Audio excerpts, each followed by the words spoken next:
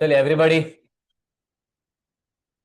कल हमने एक लेक्चर किया था और उसमें हमने कुछ लोगों को यहाँ पे लाके एग्जाम्पल भी बनाया था। आज मुझे एग्जाम्पल ही एब्सेंट दिख रहे। अच्छा, ये एक एग्जाम्पल और ये हाँ, जगह बदल गई ना। तुम डायरेक्ट टैक्स, तुम इनडायरेक्ट टैक्स, आप ही लोग एक्सप्लेन करने वाले थे, याद है आपको?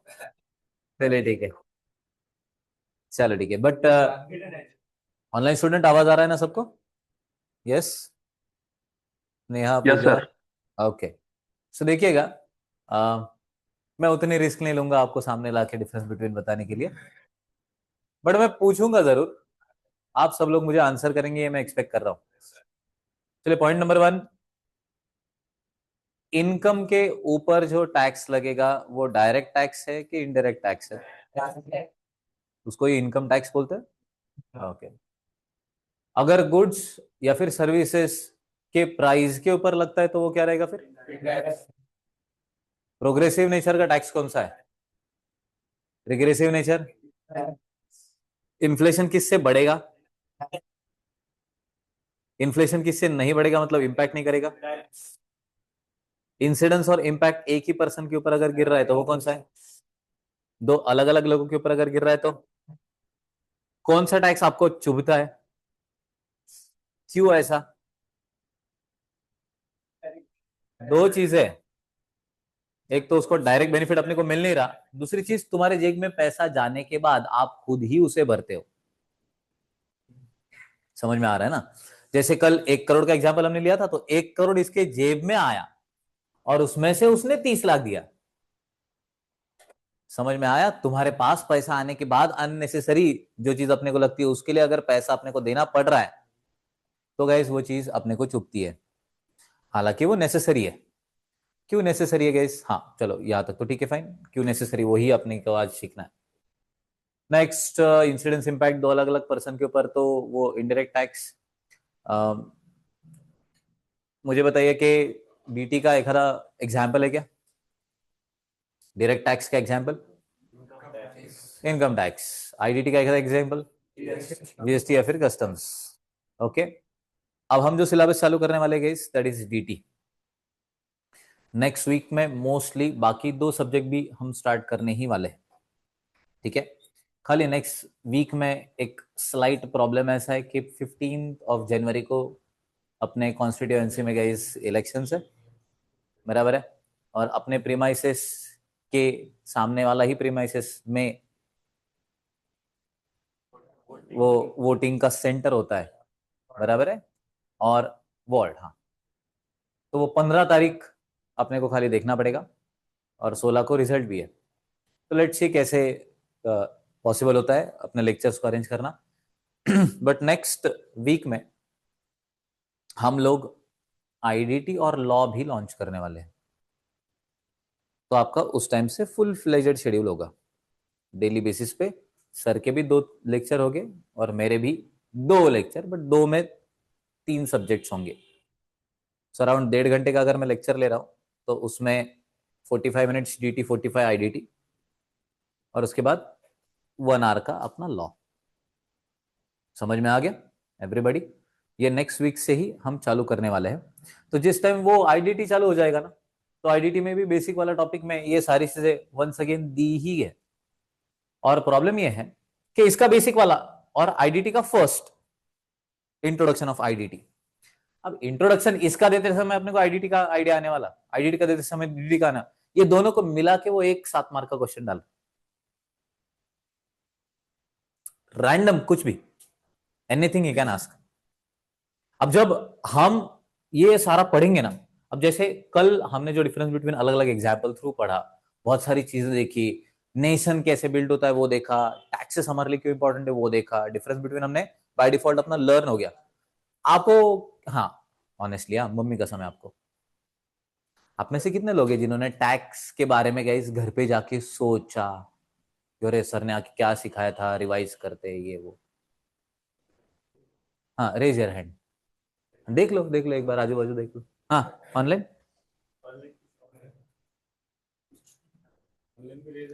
नहीं, किसी ने नहीं, आपने सोचा एक।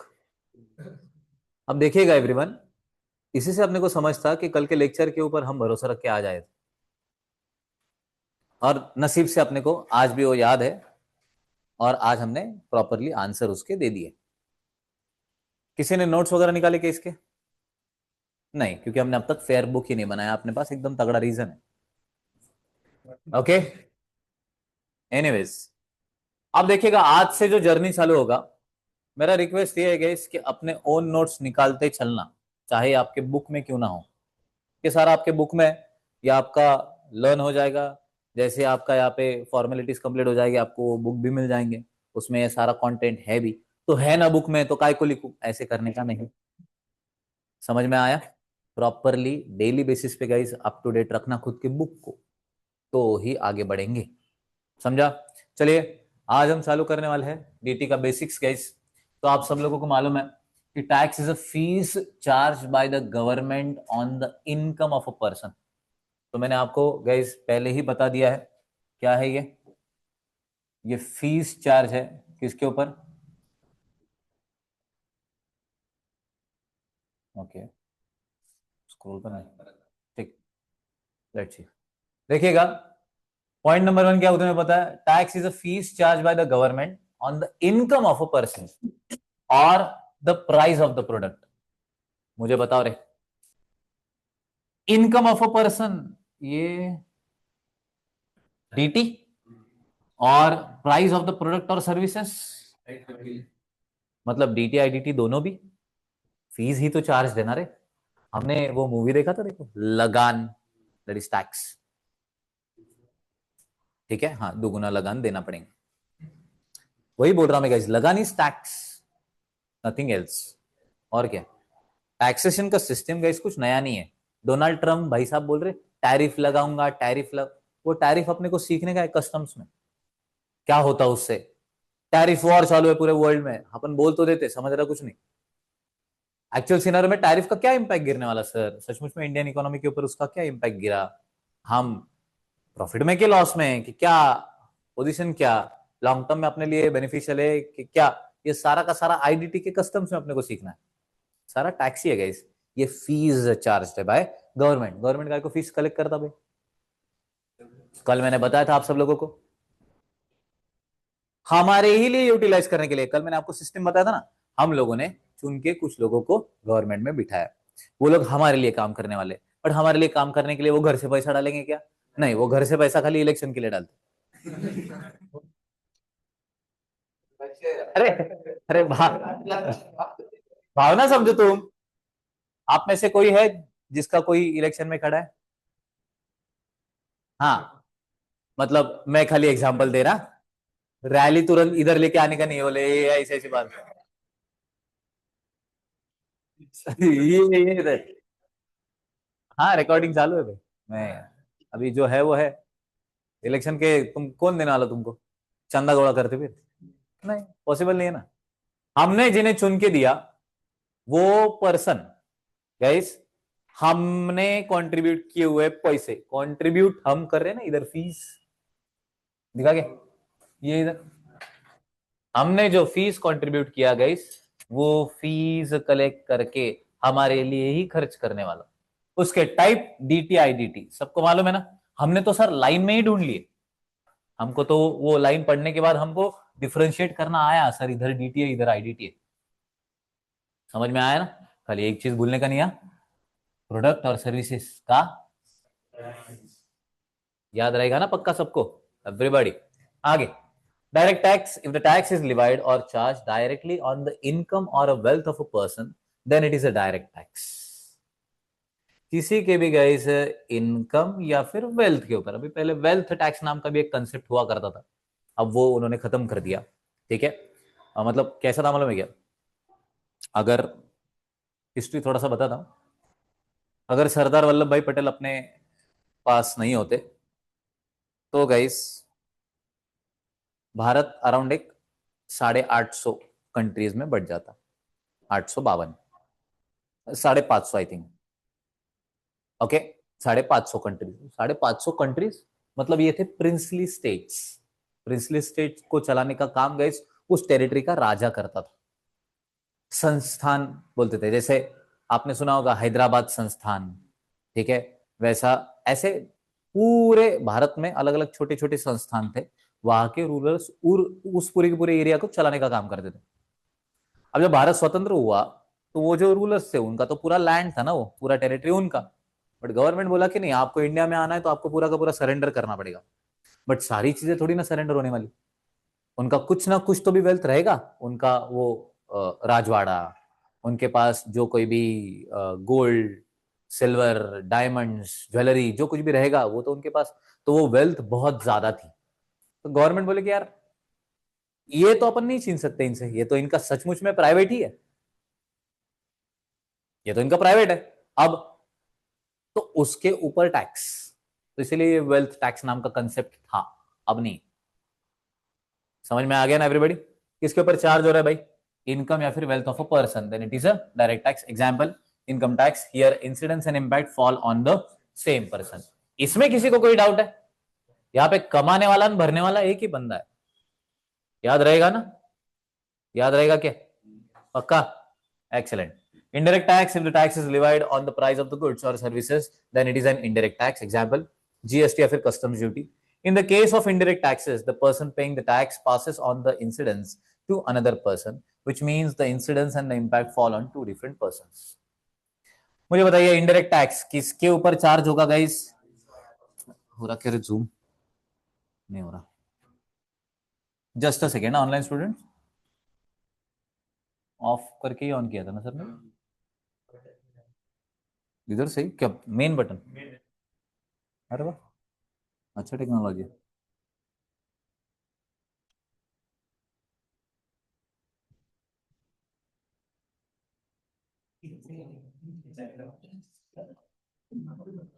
अरे नहीं, इसका ये जो है ये मेड इन चाइना नहीं है दोस्तों, मेड इन इंडिया ही है। मेड इन इंडिया का, मेड इन संभाजीनगर ही है। हाँ, इतना नहीं एक्सपेक्ट करते ना।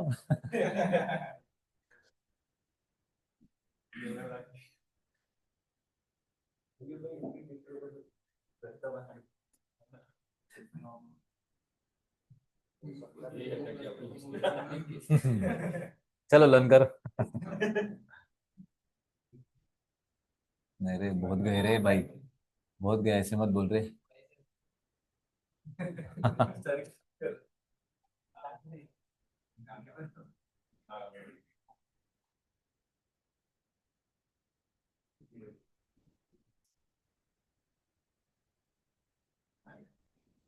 हो रहा। चलो एवरीबॉडी, तो अब देखिएगा, if tax is levied on the price of the goods और सर्विसेज, ये भी हमने देख लिया ऊपर के वाले सेंटेंस में ही, then it is an indirect tax. मुझे बताइए यहाँ पे इंसिडेंस इंपैक्ट कितने लोगों के ऊपर गिरने वाला है? दो अलग अलग लोगों के ऊपर, वो भी एग्जाम्पल हमने ले लिया था। ओके फाइन, याद है ना सबको कल का घड़ी का एग्जाम्पल? 1000 रुपए की घड़ी 500 रुपया, याद है टैक्स के स्वरूप में। आज कौन किसका पहला दिन है? आज पहला ही दिन है, मतलब आज ही हम आ रहे, वो ऑनलाइन था ना रे, मोक्ष भी था ना। ओके, अब देखिएगा, ओके फाइन। देखिए यहां तक तो हम सब लोगों को अभी मालूम है, इंसिडेंस इंपैक्ट दो अलग अलग लोगों के ऊपर गिरने वाला। इसके टाइप गाइस, डायरेक्ट टैक्स, उसमें income tax and taxes from undisclosed foreign incomes and और एसेट्स। अगर फॉरेन में आपके कोई एसेट्स वगैरह है वो आपने डिस्क्लोज नहीं किए थे, बाद में अगर आप डिस्क्लोज कर रहे हो तो उसके ऊपर भी आपको टैक्स देना पड़ता। या फिर कोई इनकम आप बाहर कमा रहे हो और भारत में ला रहे हो, अनडिस्क्लोज था, बाद में डिस्क्लोज करना पड़ा जब भारत में लेके आ रहे हो तब, उसके ऊपर टैक्स देना है, तो वो भी गाइस डायरेक्ट टैक्स की कैटेगरी में ही आता है। बहुत सारे लोग होते हैं अमीर, उनका फॉरेन में भी गाइस प्रॉपर्टीज होते हैं, वहां से भी वो इनकम जनरेट करके भारत में लेके आते हैं। पहले अनडिस्क्लोज था, बाद में अगर डिस्क्लोज कर दिया टैक्स भरना पड़ेगा। इससे रिगार्डिंग एक खतरनाक खतरनाक एक किस्सा है, वो भी मैं आपको थोड़ी देर बाद बताता हूँ। नेक्स्ट, इनडायरेक्ट टैक्स में जीएसटी एंड कस्टम्स। ओके, यहां तक किसी को कोई डाउट है? सबको सब कुछ समझ में आ रहा है? कल हमने जो लर्न किया गया वैसा ही पूरा प्रोसीजर है। अब देखिए इसके आगे, why are taxes levied, taxes charge क्यों किया जाता है? The reason for the levying taxes is that they constitute the basic source of revenue for the government. Revenue Storage is utilized for the meeting the expenses of the government, like defense, provisions of the education, healthcare, infrastructure facilities like roads, dams, etc. Vaccine लिया Covid का? कौन कौन है जिसने नहीं लिया? तुमने vaccine ही नहीं लिया क्या? एक भी नहीं लिया? हर मतलब उससे तो बहुत सारे काम अड़ गए थे ना। वो हर जगह पे वो वैक्सीन लिया उसका सर्टिफिकेट दिखाना पड़ता था। एनीवे anyway, बाकी सबने लिया। कितने कितने रुपए दिए?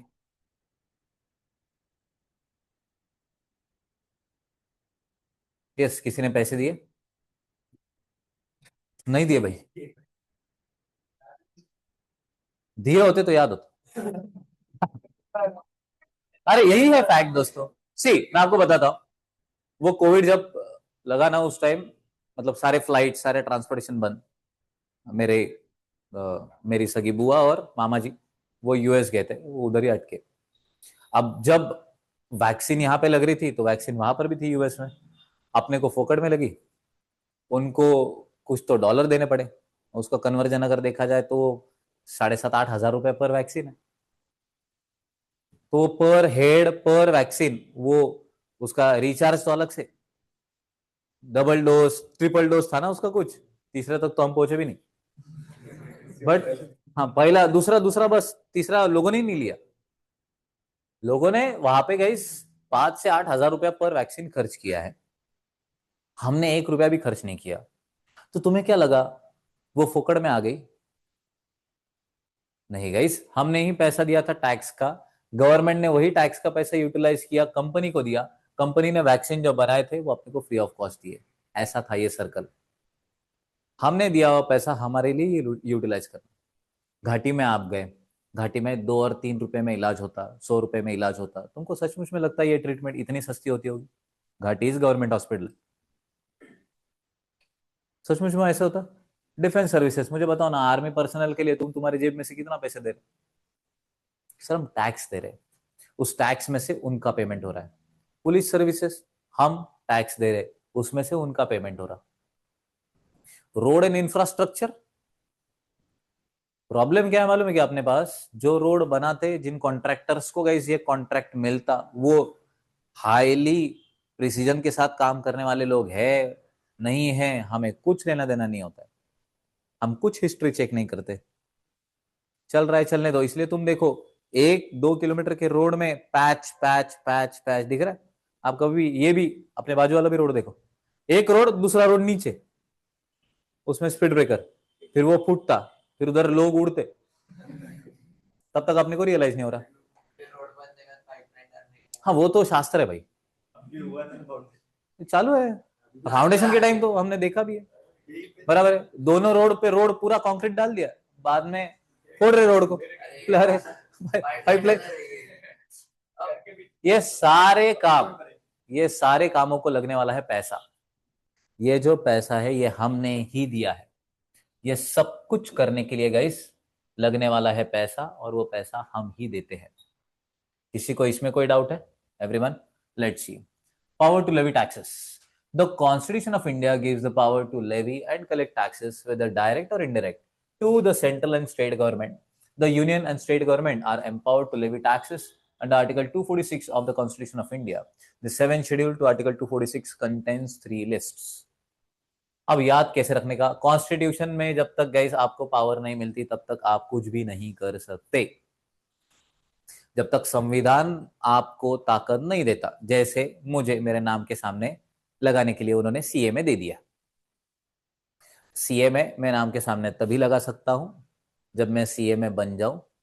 दूसरा, अपने सीए में इंस्टीट्यूट को गवर्नमेंट ने रिकॉग्निशन दिया है, इसलिए हम 4 बार ही बोलते एक्ट ऑफ पार्लियामेंट थ्रू अपना इंस्टीट्यूट बना है। मतलब क्या? अपने लिए एक अलग से लॉ है, ये मजाक नहीं है।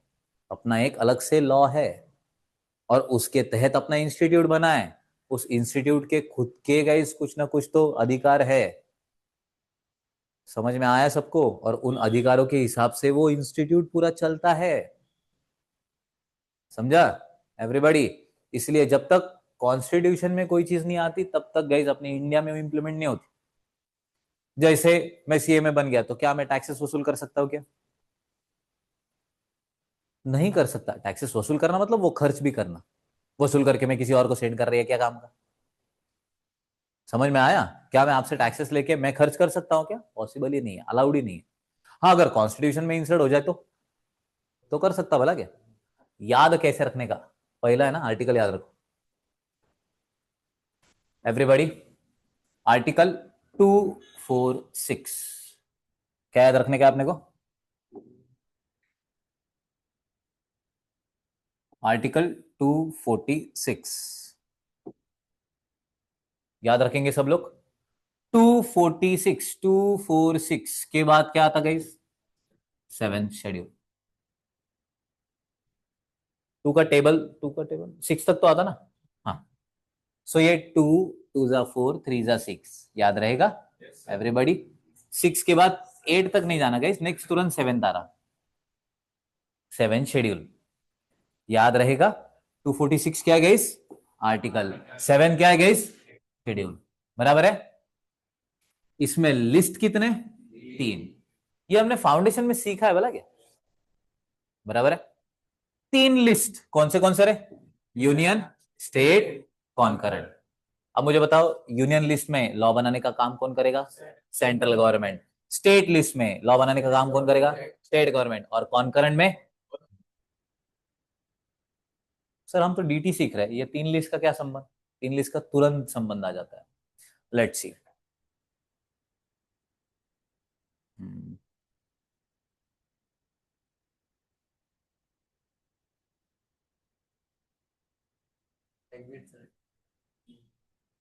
एग्जिट मतलब वो पूरे डॉक्यूमेंट में से हो जाएगा क्या? नहीं सर, मैं एग्जिट हटता तो ओके। उसके बाद हम स्क्रॉल फाइन। अब तक हमने क्या क्या देखा गाइस कॉन्स्टिट्यूशन में? आर्टिकल कौन सा था रे? कैसे याद रखने का? कैसे याद रखने का? 2 4 6 याद रहेगा पक्का? ओके। शेड्यूल कौन सा? याद रहेगा। उसमें कितने लिस्ट है? पहला कौन सा? सेकंड कौन सा? थर्ड कौन सा? दोनों गवर्नमेंट को लॉ बनाने का अधिकार कौन सा इसमें? कौन का है? स्टेट गवर्नमेंट का स्टेट लिस्ट, और सेंट्रल गवर्नमेंट का याद रहेगा पक्का 3 लिस्ट। उसमें एंट्री नंबर 82। अब 82 कैसे याद रखेंगे अपन? एवरीवन देख रहे? एवरीबॉडी ध्यान दो यहाँ पे। 2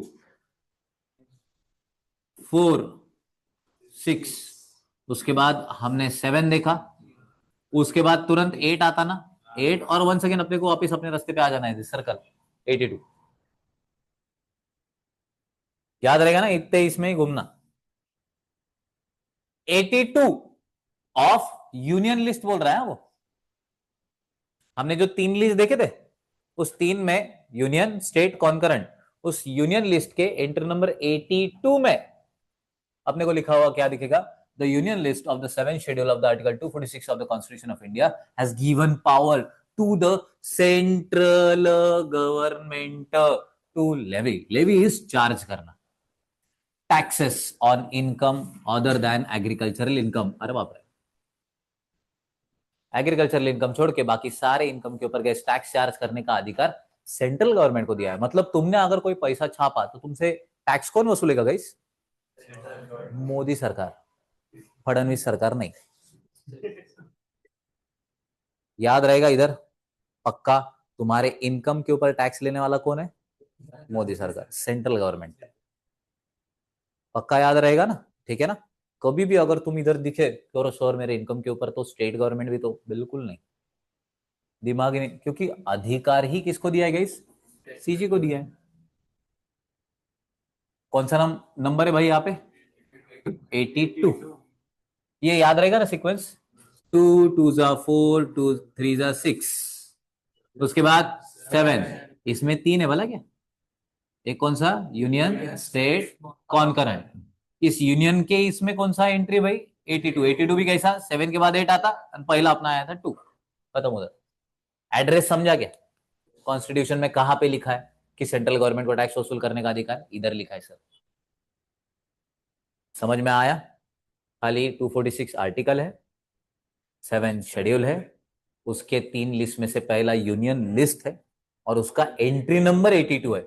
ये एंट्री नंबर 82 याद रखना, क्योंकि जिस टाइम मैं आईडीटी में जाऊंगा तुमको मैं पूछूंगा अरे मैं 82 सिखाया था या आया 83, तब याद आना चाहिए। समझ में आ रहा है एवरीबॉडी? ठीक है, यहां तक किसी को कोई डाउट है? ओके,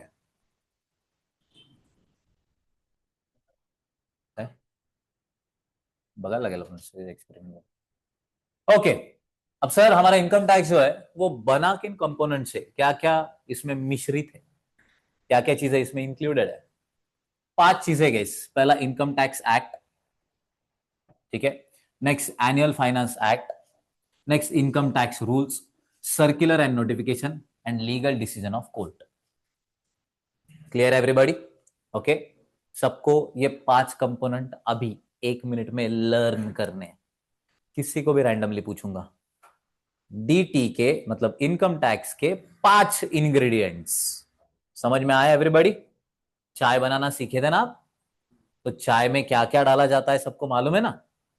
बराबर है, एक भी चीज कम रही तो वो बन सकता क्या? नहीं। वैसे ही इनकम टैक्स में क्या क्या है, वो ये 5 कंपोनेंट्स है। समझ में आ गया? स्वादानुसार 1 मिनट का टाइम है गैस, बी क्विक, 5 के 5 चीजें लर्न करनी है फास्ट।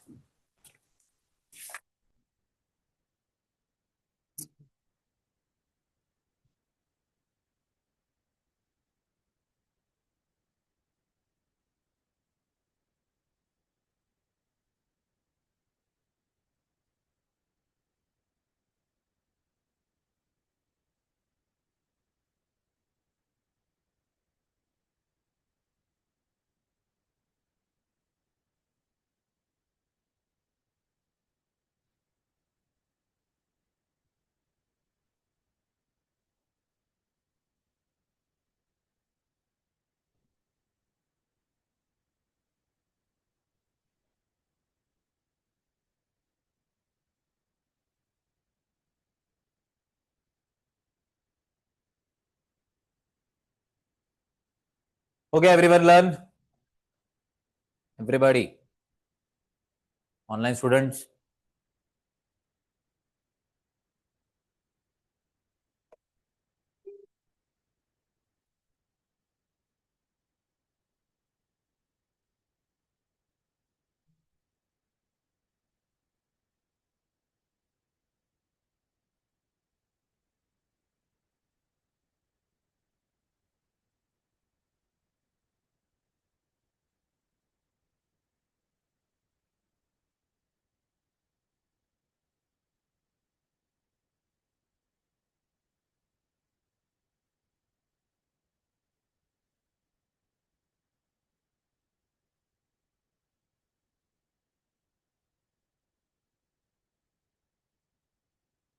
ऑल क्लियर है?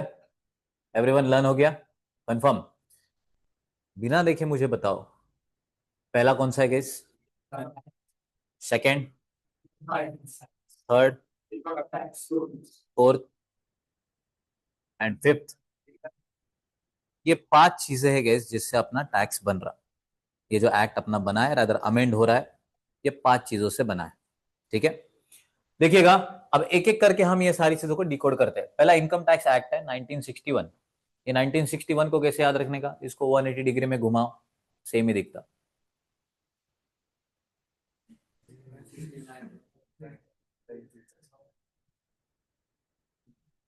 समझा एवरीबॉडी? देखिएगा, ये मैं मेरे ये मैंने मेरे लॉजिक लगाए हैं याद रखने के लिए। आप अपना कुछ भी लॉजिक अगर लगता है तो वैसे करो, योर चॉइस। 1961 को आपने उल्टा किया तो 1961 ही बनता, खाली 180 डिग्री घुमाना। Clear everybody? ओके, देखिए 1961 इस ईयर में गाइस इनकम टैक्स एक्ट है अपना। The income tax act 1961 governs the levy of income tax in India. It came into force on 1 April next year. April financial year जब start होता guys तब से लागू हुआ है, इसीलिए 1962 है। आया 61 में, लागू हुआ गाइस 62 में।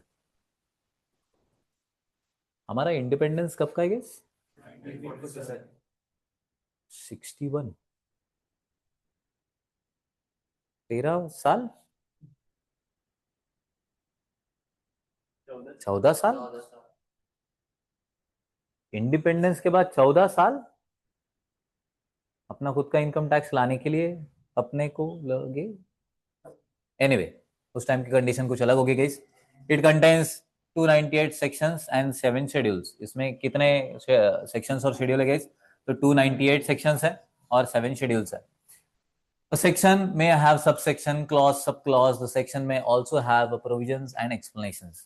तो गाइस प्रोविजन एक्सप्लेनेशन वगैरह सारी चीजें यहाँ पे, प्रोविजन नहीं प्रोविजोस वगैरह हो सकता है। देखिएगा, section, sub section, clause, sub clause, ये तो हमने लॉ में भी देखा है। ओके, हम टैक्स में भी देखने ही वाले हैं।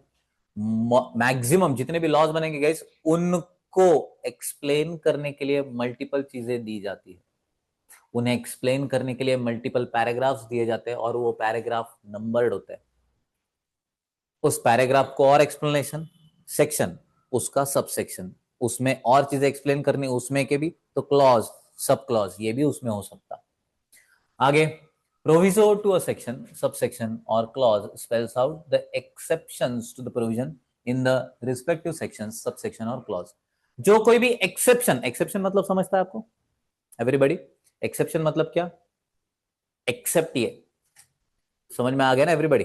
ठीक है, हाँ, ये छोड़ के बाकी ये एक्सेप्शन बताने का काम प्रोविजोस करेंगे। The explanation to section, sub section और clause gives a clarification relating to the provision contained in the respective section, subsection और clause। जो कोई भी एक्सप्लेनेशन वाला पार्ट होगा जो सेक्शन सब सेक्शन में दिया हुआ है, उसको और डेप्थ में अगर जाना है तो एक्सप्लेनेशन दिया होगा। मतलब इन शॉर्ट क्या गाइस, ये कहां से बना? 1 अप्रैल 1962 में आया। बहुत बार ये एमसीक्यू में डेट आके गई बोला क्या, ठीक है ना, सॉरी अपना 1961 का ये ईयर, ये बहुत ज्यादा बार गाइस एमसीक्यू में पूछा गया है 1961। वहां पे बच्चे कोई भी टिक मार्क करके लेके आते हैं, ठीक है।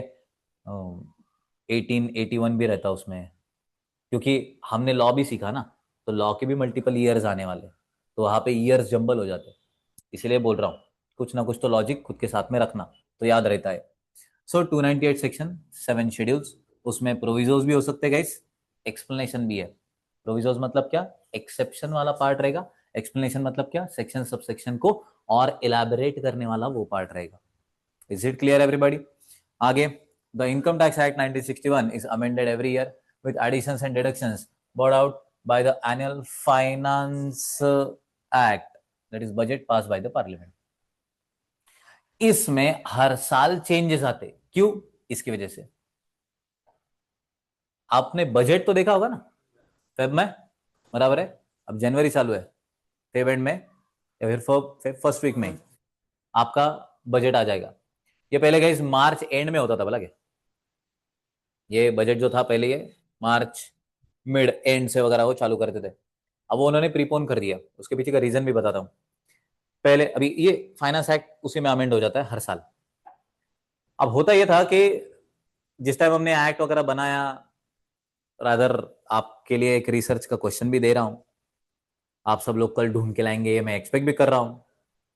आपने 12th दिया, ओके, फाउंडेशन भी दिया, बैलेंस शीट कभी टैली हुई?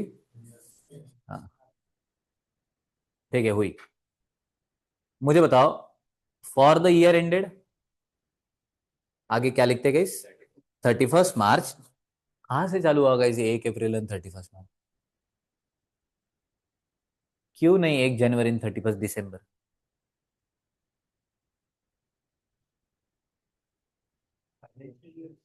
क्यों?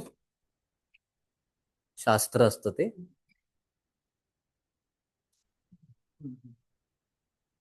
कहां से आया गई से? अरे ऐसा, अरे बट क्यों मार्च एंड अप्रैल क्यों? तो उधर से ही साल चालू करना था ना, फिर तो आपने को कंफ्यूजन नहीं रहता था।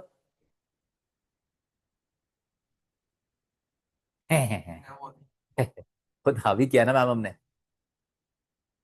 तो फिर नवंबर में कर दो ना, दिसंबर एंड जनवरी से चालू कर दो।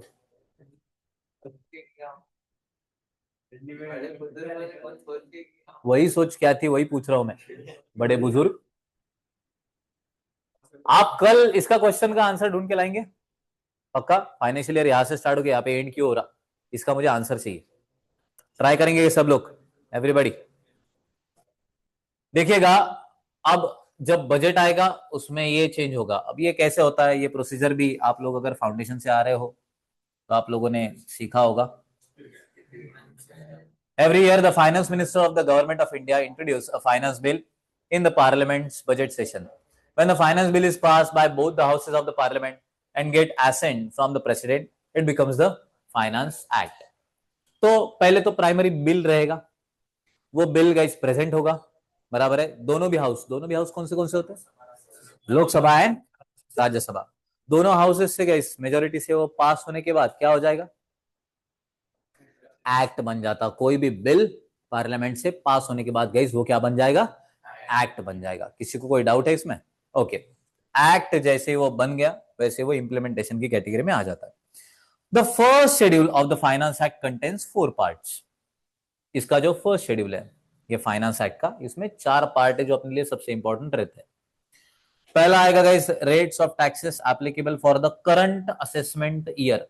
आपने ये जरूर सुना होगा कि अरे अभी के बजट में मिडिल क्लास वालों को बहुत सारे फायदे हो। कैसे फायदे हो गए?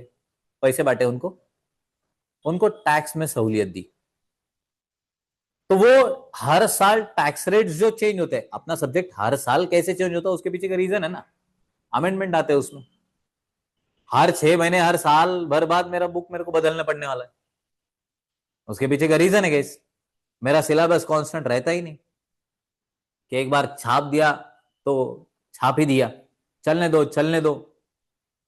ये लॉ है, इसमें आते हैं अमेंडमेंट्स, हर 6 महीने बाद इसमें चेंजेस है।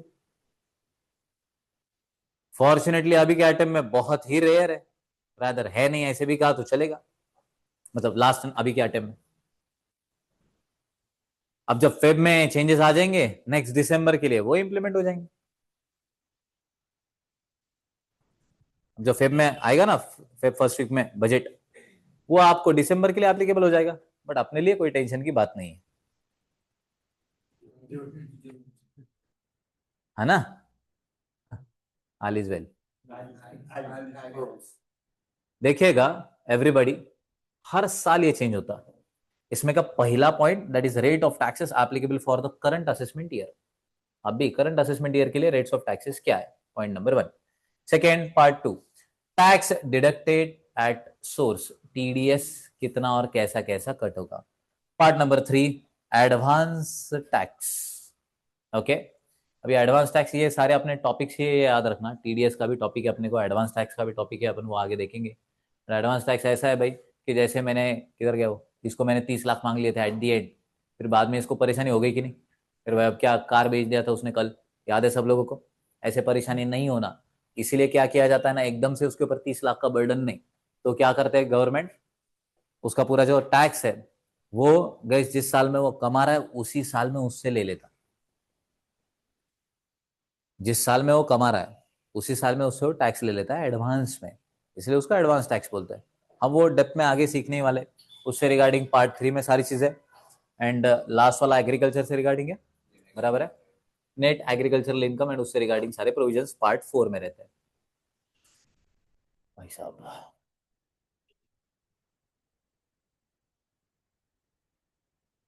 क्या क्या नहीं, स्टैंड बाय मोड पे तो ऑफ होना चाहिए ना भाई।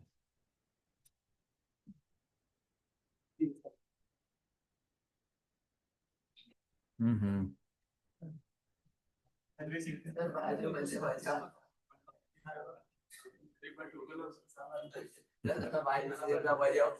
ये भी नहीं है वो।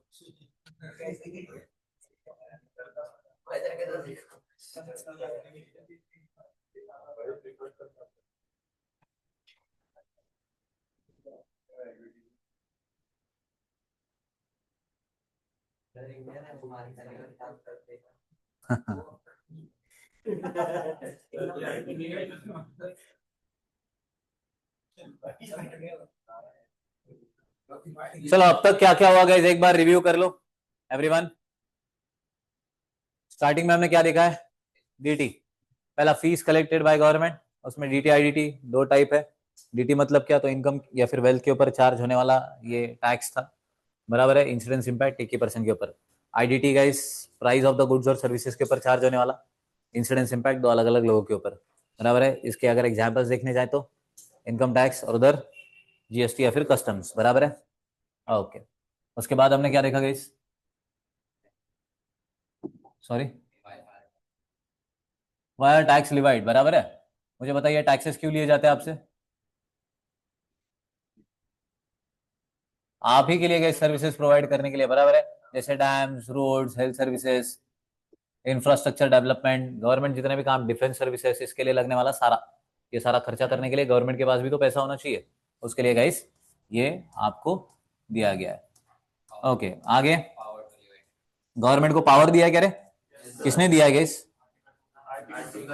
किधर लिखा है डीटी के बुक में? डीटी के बुक कॉन्स्टिट्यूशन का आर्टिकल 246, शेड्यूल कौन सा? 7। उसमें कितने लिस्ट है भाई? पहला कौन सा? दूसरा? तीसरा? एक्सेलेंट। उसमें कौन सी लिस्ट अपने लिए यहाँ पे इंपॉर्टेंट है? यूनियन। उसमें कौन से गवर्नमेंट को किस पावर दिया गया है? सेंट्रल गवर्नमेंट को। एंट्री नंबर 82, उसमें लिखा है कि सेंट्रल गवर्नमेंट इनकम के ऊपर टैक्स कलेक्ट कर सकता है। एक्सेलेंट। उसके बाद हमने 5 कंपोनेंट लर्न किए थे, बराबर है क्या? हाँ बताओ रे, पहला कौन सा था? हाँ ओके, इनकम टैक्स रूल्स। उसके बाद circular notification and next. Okay, अब देखिए point number 3, that is income tax rules 1962। कोई भी एक्ट आता है ना, कोई भी एक्ट आएगा गाइस, उसको जमीन पे उतारने के लिए कुछ रूल्स एंड रेगुलेशंस लगते हैं। वो रूल्स को कंपाइल करना, समझ में आ रहा है एवरीबॉडी?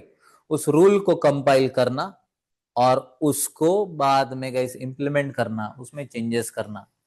जब 1961 में इनकम टैक्स एक्ट आया, उसके नेक्स्ट ईयर उसको इंप्लीमेंट करने वाले सारे के सारे रूल्स और उसका कंपाइलेशन बनाया गया, इसलिए गाइस इनकम टैक्स रूल्स 1962 बना है। समझ में आ गया? आपको है ना एक चीज याद दिलाता हूं मैं, JEL, जेल याद है क्या आप सब लोगों को? पढ़ाया जेल था, बट मैं बोलता था कि उल्टा लर्न करो।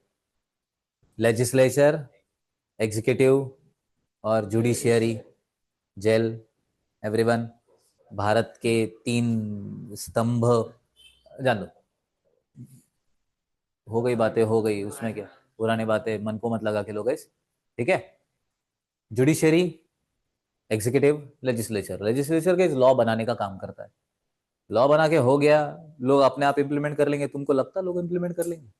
कर्फ्यू लगने के बाद पुलिस है क्या वो देखने के लिए बाहर आ रहे लोग?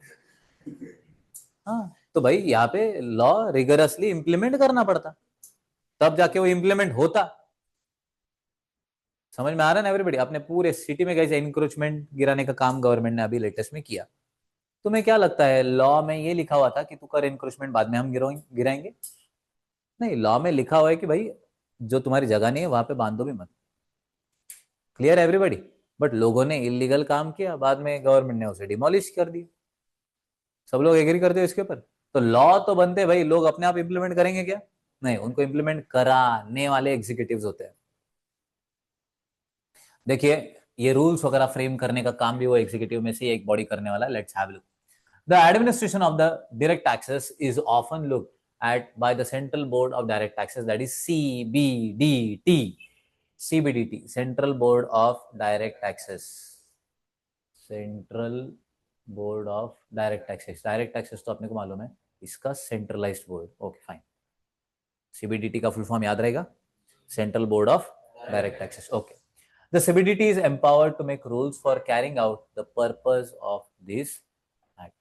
इस एक्ट का जो पर्पस है गाइस, वो लागू करने के लिए एक्ट आया, आपके इनकम के ऊपर टैक्स वसूल करने के लिए। तो वसूल कैसे करने का CBDT देखेगा। क्लियर है यहां तक सबको? आगे, for the proper administration of the income tax act 1961, the CBDT frames rules from time to time. These rules are collectively called the Income Tax Rules 1962. समझ में आ गया? इस एक्ट को इंप्लीमेंट करने के लिए जो रूल्स आए उनको कंपाइल करके गाइस इनकम टैक्स रूल्स बनाया गया 1962 वाला। अब तक हमने 3 कंपोनेंट देखे। पहला कौन सा था रे? Income tax act 1961। नेक्स्ट वाला एनुअल फाइनेंस एक्ट। गाइस ये हर साल अमेंड होता ना, इसलिए उसका कोई ईयर नहीं है। हर साल ही नया आ रहा है ना वो, हर बार थोड़ी नया ईयर लिखेंगे अपन उसका, इसलिए उसका कोई ईयर नहीं। थर्ड वाला कौन सा है? Income tax rules 1960 two. Next वाला जो आ रहा है fourth number, that is circular and notification. Circulars are issued by the CBDT from time to time to deal with a certain specific problems and to clarify doubts regarding the scope, meaning, and certain provisions of the Act. The department is bound by circulars. While such circulars are not binding on the assessee, they can take advantage of the beneficial circulars. अब ये circular बहुत बार निकाला जाता है department द्वारा। Circular मतलब क्या मालूम है क्या? लॉ ये ह्यूमन बींग ने बनाया, एवरीबॉडी। जो कोई भी आज लॉज बने वो ह्यूमन बींग ने बनाए हैं, मतलब हम जो नॉर्मली सीख रहे हैं और इम्प्लीमेंट कर रहे हैं। तो अगर ह्यूमन बींग है तो क्या गलती हो सकती है सर। तो अगर उसने एक आधा पैराग्राफ ड्राफ्ट किया और उसके दो या फिर तीन या फिर मल्टीपल मतलब निकल रहे हैं, एक चीज के अगर मल्टीपल इंटरप्रिटेशन हो जाए ना, तो वहां पे ना लोग अपने हिसाब से उसका मतलब निकालते हैं। जैसे फॉर एग्जाम्पल सर आयुषु कैसे क्या लिखने का अपने हिसाब से कैसे का मतलब, तुमने ना क्या हुआ, अपने दोस्त को मैसेज किया, हेलो भाई किधर घूम रहा, नॉर्मली मैसेज है। इसका सामने वाले ने भाई किधर घूम रहा, हाँ किधर नहीं भाई घर पे ही हूँ, ऐसे ही रिप्लाई आना चाहिए। बट उस टाइम तुम्हारा अच्छा दोस्त बहुत गुस्से में था, उसको एंगर किधर निकालने का मालूम नहीं। तो उस तुम्हारा मैसेज आया किधर घूम रहा। मैं क्या हमेशा जिंदगी में घूमते ही रहता हूँ क्या? क्या बोल रहे हैं मेरे को? मेरे को कुछ काम नहीं रहते क्या? रिप्लाई कर देता, तेरे को क्या करने का। सी गाइस, बात करते समय और रीड करने के बाद इंटरप्रिटेशन करते समय साइकोलॉजी बहुत काम में आती। अगर ऐसा इंटरप्रिटेशन आपने किसी भी चीज का गलत निकाल लिया ना, तो वहां पे अब दो लोगों ने अलग अलग निकाल लिया उसका मीनिंग, जैसे वोडाफोन का केस में हुआ था। वोडाफोन ने एक पैराग्राफ का मतलब ही अलग निकाला और उससे उन्होंने 1600 करोड़ रुपया टैक्स ही नहीं भरा। 1600, 1600 करोड़। डिपार्टमेंट ने नोटिस भेजी कि भाई तूने टैक्स क्यों नहीं भरा, वो बोले देख तेरे पैराग्राफ में लिखा हुआ है मत भर टैक्स। डिपार्टमेंट बोला नहीं तेरे को भरना पड़ेगा, इंटरप्रिटेशन अलग निकाला ना। कोर्ट में केस गई, वोडाफोन जीता, 1600 करोड़ बचे। बाद में अमेंडमेंट आके वो पैराग्राफ ही चेंज कर दिया डिपार्टमेंट। बट इंपॉर्टेंट चीज क्या है गाइस? इंपॉर्टेंट चीज ये है कि इंटरप्रिटेशन। अब जब ऐसा कोई डाउट रेज हो जाता कि यार ये चीज का मतलब क्या है, तो वो क्लैरिफाई करने के लिए जो चीज दी जाती है गाइस वो है सर्कुलर्स। समझा? And notification guys, notifications are issued by the central government to give effect to the provisions of the act. The CBDT is also empowered to make and amend the rules for the act by issuing notifications. बहुत बार guys कोई act आता है तो उसका, जैसे कि suppose एक आधा एक्ट मैंने लाया कि कल के दिन अपना जो लेक्चर होगा, कल अभी क्या है मेरे को डर ही लग रहा कि लेक्चर का कि कैसे, अरे डर मतलब लेक्चर लिया तो फिर कैसा क्या ऐसा। ओके, कल मैंने आपको डिक्लेयर, सपोज एग्जांपल चालू है, तुरंत लगे हुआ करने का नहीं। तो मैंने सपोज कल मैं आज एक लॉ पास कर दे रहा हूँ कि कल जो कोई भी बच्चे क्लियर हो जाएंगे उन सब लोगों को मेरे तरफ से कल के कल ही पार्टी, जो क्लास में बाकी भी हो उन सब लोगों को मेरे तरफ से पार्टी। पर है ना, ये जो बाकी सब लोग हैं उनको मैं कल बताऊंगा कि तुमको पार्टी है कि नहीं। जो पास होंगे उनको डेफिनेटली पार्टी है, जो रिमेनिंग है उनको पार्टी है कि नहीं मैं कल बता। ये कल बताना, ये कल मुझे वाया नोटिफिकेशन बताना पड़ेगा। कोई भी चीज अब तक इंक्लूड नहीं है या फिर कोई प्रोविजंस अब तक लागू नहीं है, तो वो लागू कब से होंगे, ये जो चीज बताई जाती है वो नोटिफिकेशन के थ्रू बताई जाती है। Notification is for notify, notify करना तो आप सब लोगों को मोस्टली मालूम है ना, नोटिफिकेशन तो आप सब लोगों को मालूम है ना, सॉरी। बराबर है एवरीबॉडी? ठीक है, उसका और इसका बिल्कुल संबंध लगाने का नहीं। क्लियर है ये? सर्कुलर्स गाइस, कोई डाउट्स वगैरह है, कोई प्रॉब्लम है, वो सारे क्लियर करने के लिए। और नोटिफिकेशन किसके लिए गाइस? कोई भी चीज, कोई भी प्रोविजंस जो एक्ट में आए थे बाद में इंप्लीमेंट होने वाले, तो वो आपको बताने के लिए कब से होने वाला है, नोटिफाई करने के लिए। Is it clear everybody? यहां तक किसी को कोई डाउट है? No.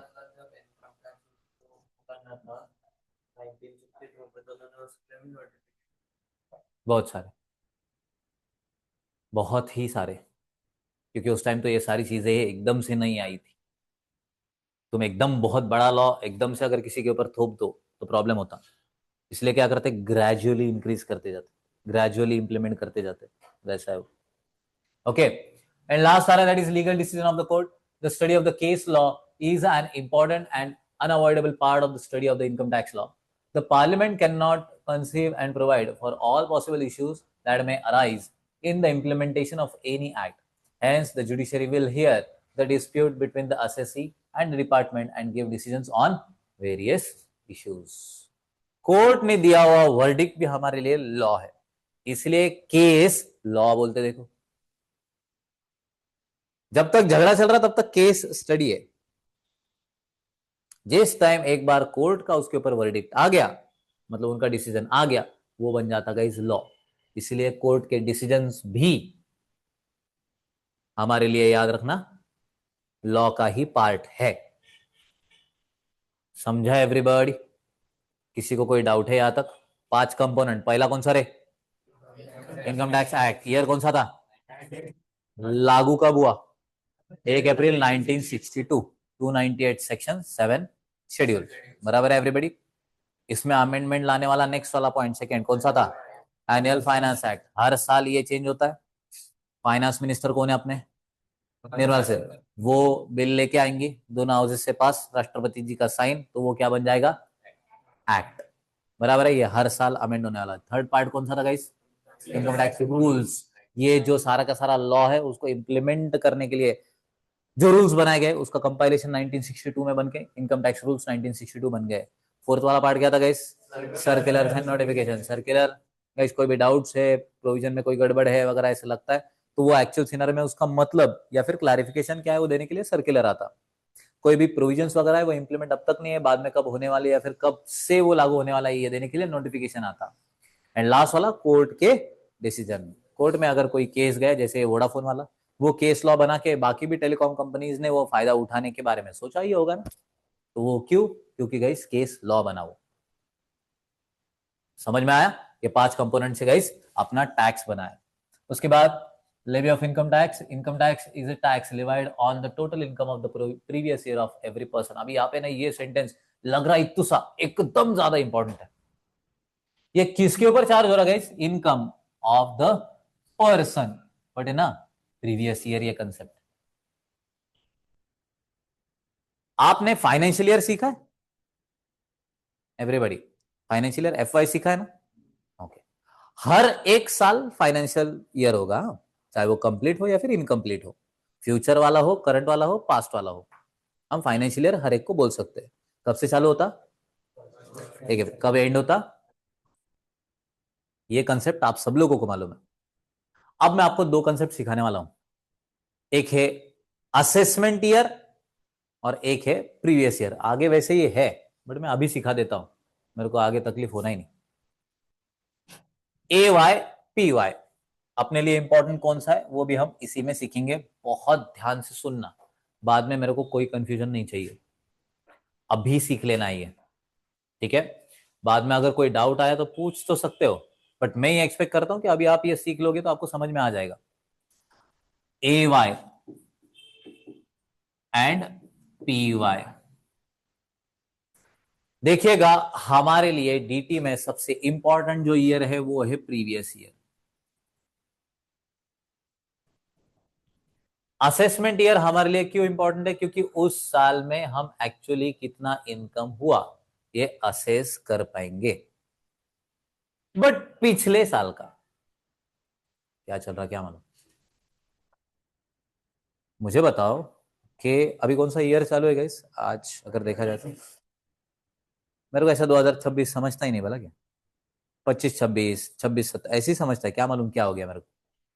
क्या चालू है गाइस? कौन सा ईयर चालू है? 25 26। मुझे बताओ 25 26 में मेरा कितना इनकम है गाइस?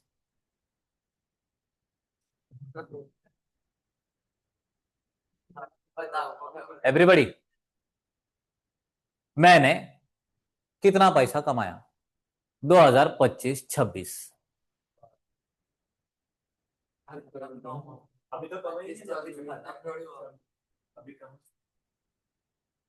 तो अगर मेरा साल ही कंप्लीट नहीं तो उसका टैक्स में कैसे निकालू? इनकम टैक्स है ना, इनकम तो कंप्लीट कर पहले, ईयर तो कंप्लीट। इसीलिए गाइस जो साल कंप्लीट है उसका ही हम इनकम कंप्यूटेशन और बाद में टैक्स निकालते। समझा क्या? अपना असेसमेंट ईयर अगर मैं आज टैक्स लाइबिलिटी निकालने जाऊं तो मुझे कंप्लीट साल लगेगा ना? क्या 25-26 कंप्लीट ईयर है मेरे लिए? नहीं। इसलिए गाइज प्रीवियस ईयर, प्रीवियस मतलब क्या? मेरे पिछला वाला साल। पिछला वाला साल कौन सा होगा गाइज? 24-25। अगर मैंने ए वाई देखा 25-26 तो ए पी वाई कौन सा होगा? 24-25। इस साल का तो इनकम बता सकते हो ना? सिंपल है सर। आपका नंबर ऑफ स्टूडेंट बता दो, उनका फीस बता दो, बराबर है। वैसे तो हम क्लास में ये टाइम पास के लिए करते ही है।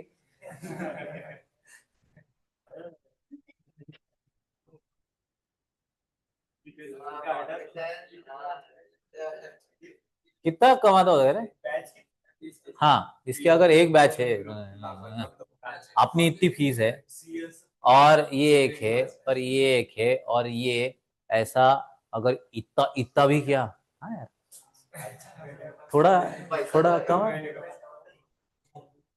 मैं ऑनेस्टली स्पीकिंग बहुत इंपॉर्टेंट बात बता रहा हूँ गाइस।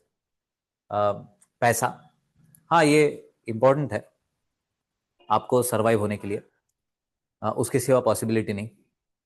दूसरा, एक्चुअल सिनारियो में मैं उतने लेवल पे अब तक पहुंचाने के, दान धर्म कराने के लिए बैचेस ले लूं, अब तक पहुंच जाऊंगा तो वो भी करूंगा, बट उसमें भी मैं उन्हीं को वो फ्री ऑफ कॉस्ट वाली फैसिलिटी दूंगा जो सचमुच में पढ़ना चाहते हैं और जिनकी आर्थिक परिस्थिति नहीं है, ऐसे मुझे लगता। वो अलग पार्ट। बट मैं जितना भी एक्स्ट्रा जेड अमाउंट कमाता रहूंगा ना, उसका मैं एटलीस्ट 3x कर सकता हूं, मैंने अगर ये प्लेस चेंज कर दिया तो। मैं आज बैठ के गई उसको एटलीस्ट 2x कर सकता हूं कि अगर मैंने जॉब ज्वाइन किया तो। कोई एग्जैजरेशन नहीं है इसमें, कोई भी नहीं। और कोई मैं मजाक भी नहीं कर रहा। मेरे अच्छे खासे बड़े लेवल पे मेरे ही दोस्त लोग अभी पोस्टेड है। मैं मेरे स्टूडेंट की भी बात नहीं कर रहा, मेरे दोस्त लोगों की बात कर रहा हूँ। मेरे स्टूडेंट भी मुझे रिक्रूट कर सकते हैं। आप क्या बोलेंगे? तो जिनको मैंने प्लेस किया है वो भी, अरे सर आओ ना सर इधर जॉब। तो एटलीस्ट मैं जितना कमा रहा हूँ उसका 2x जॉब में मैं कमा सकता हूँ। अगर मैंने टीचिंग में प्लेस चेंज कर दिया तो गाइस एटलीस्ट 3x में इस साल में ही कर दूंगा। ये मैं आपको बता देता हूँ। आप जब अमाउंट अमाउंट खेल लेंगे तब की बात चल रही है, इसलिए बता देता हूँ। कोई एग्जैजरेटेड अमाउंट नहीं है और मैं कोई मजाक भी नहीं कर रहा। Please remember. सो जो साल कंप्लीट उसका इनकम फाइंड आउट करना। अगर मेरा 24-25 से साल कंप्लीट हो चुका है, मतलब 24-25 में मैंने कितने स्टूडेंट्स को सिखाया, उसका फीस कितना था, इंटू पिंटू करके अपन एक अमाउंट निकाल लेंगे, वो मेरा इनकम, उसके ऊपर का टैक्स कितना जाता वगैरह वगैरह। मैं असेसमेंट ईयर में हमेशा प्रीवियस ईयर का ही income computation and tax computation करता हूं। इसलिए मेरे लिए कौन सा डेटा इंपॉर्टेंट है? कौन से ईयर का मैडम? Previous year. इसके पहले के ईयर्स को, पी वाई के भी पहले के ईयर्स को पी पी वाई बोलते, प्रीसीडिंग प्रीवियस ईयर। प्रीसीडिंग मतलब क्या? उसके भी पहले। सक्सीडिंग मतलब आगे का, प्रीसीडिंग मतलब पिछला। याद रहेगा ना? मेरे लिए इंपॉर्टेंट कौन सा ईयर है गाइस? P Y. देखो अब तक तुमको दुनिया बताते आ रही थी क्या, हिस्ट्री में मत जी, पुराना क्या उसके हिसाब से नहीं, डीटी बोल रहा हिस्ट्री देख, प्रीवियस ईयर में जा। समझ में आ गया ना एवरीबॉडी? लोग बोल रहे थे ज्यादा से ज्यादा इनकम तेरा दिखना चाहिए तो लोगों को पता चलेगा कि तू कितना अमीर है। डीटी बोल रहा कम से कम इनकम बता ये, क्योंकि टैक्स अपने को कम लगाना है। पूरी दुनिया से अपना डीटी अलग ही चलते रहता। दिखा कमा, कमा कम नहीं, लीगल वे में। मेरे को हर बार सिखाना ही पड़ रहा है इसको। क्लियर है एवरीबॉडी?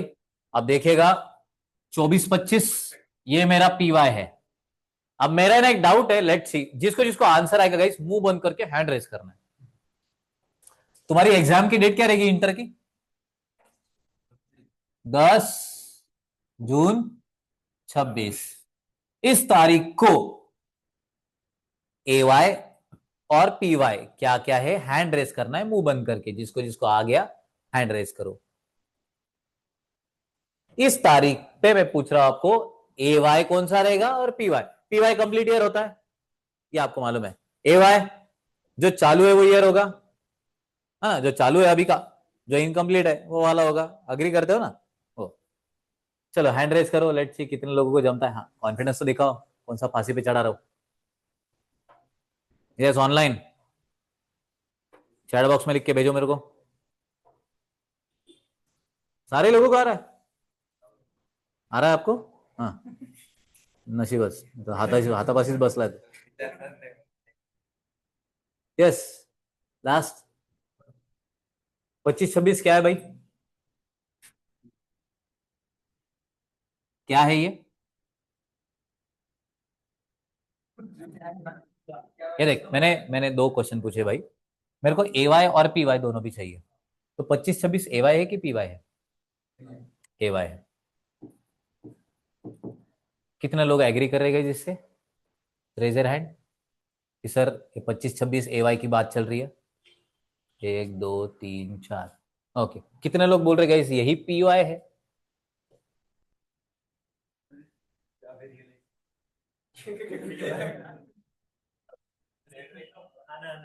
गाइस ये जो ईयर है ये है 26-27, और अगर मैं उस दिन पे खड़ा हूं तो वो है मेरा ए वाई। इसके पहले वाला कौन सा है? तो ये मेरा पी वाई है ना रे। क्लियर हुआ कंसेप्ट? किसी को कोई डाउट है?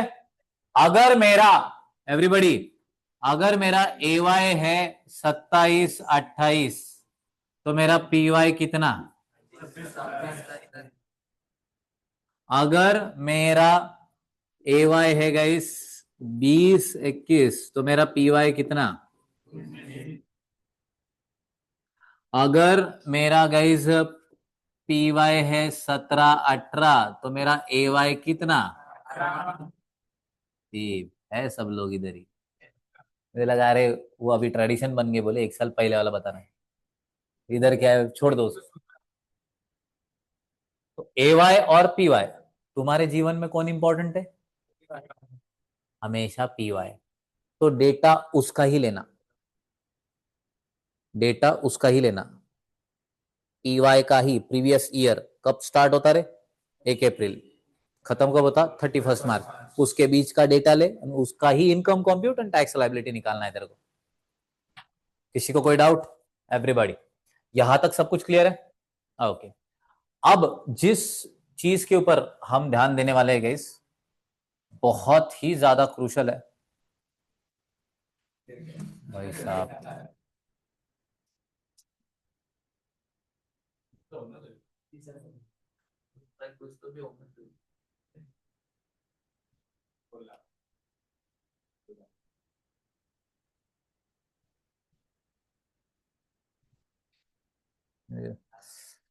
अरे पूरा का पूरा है ना, लिंक ही टूट जाता है। फाइन।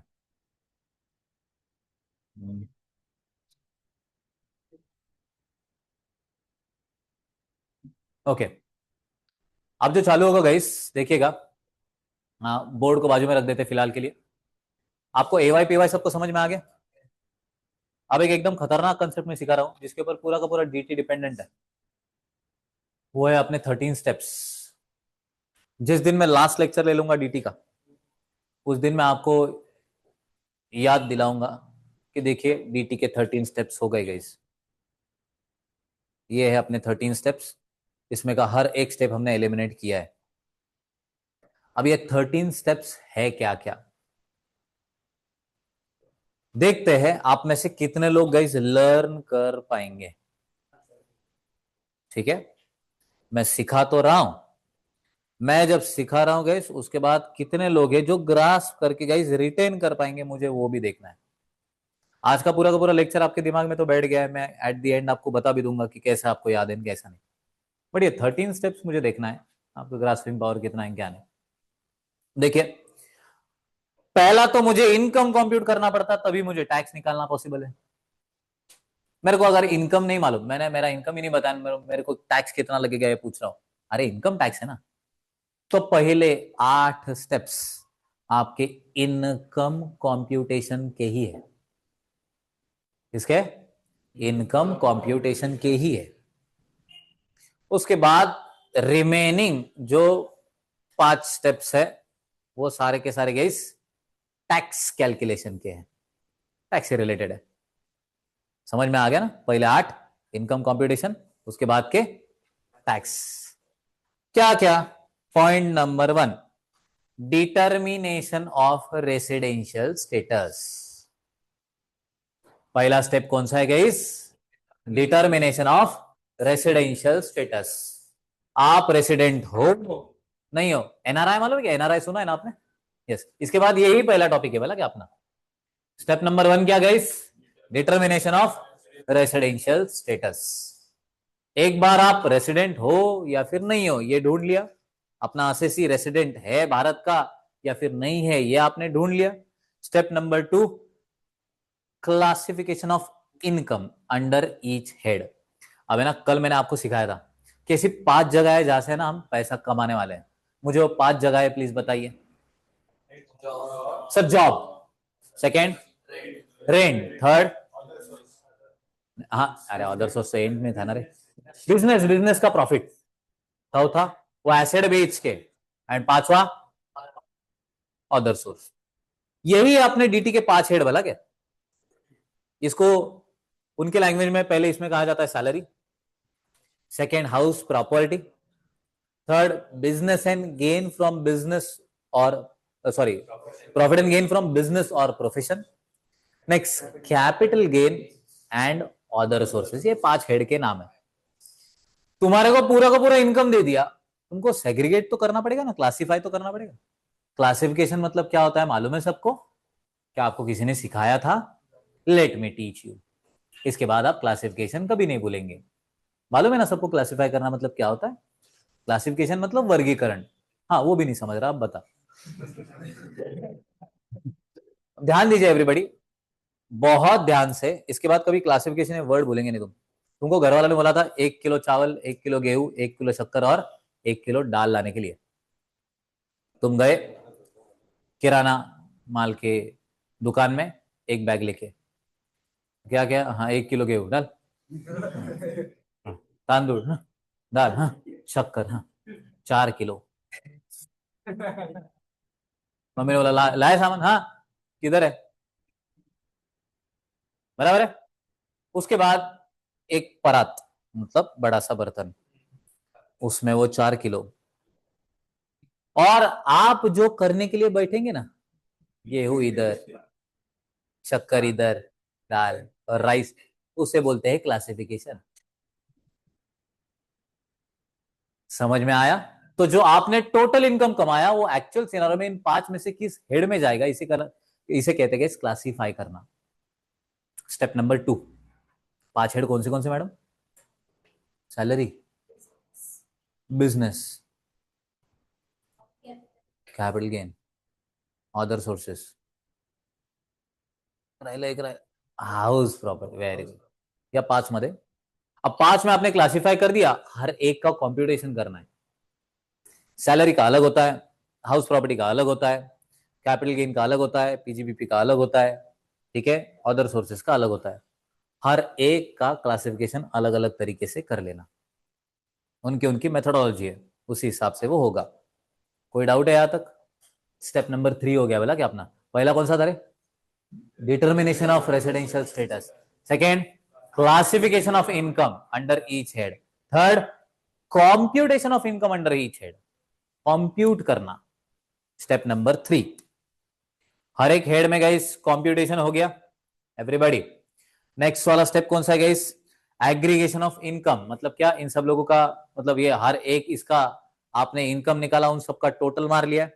उसके बाद जो स्टेप आएगा वो है क्लबिंग ऑफ इनकम।